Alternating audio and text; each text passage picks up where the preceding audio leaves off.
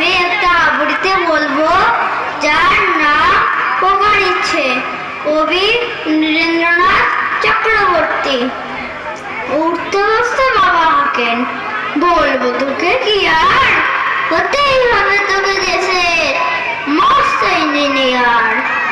মাথায় শুনে কোন খোকা, তুই আমার কথাটা, ডাক্তারিতে হয় যেন তোর দেশ যেন নামটা।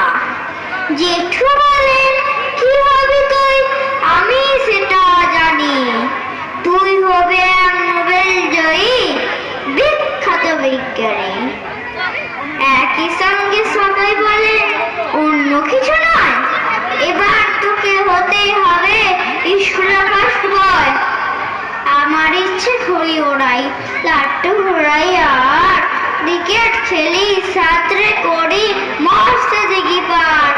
কিন্তু সেসব করতে গেলে সবাই আসেন তেরে, সবাই বলেন মন দে পড়ায়, এক্ষুনি সব ছেড়ে।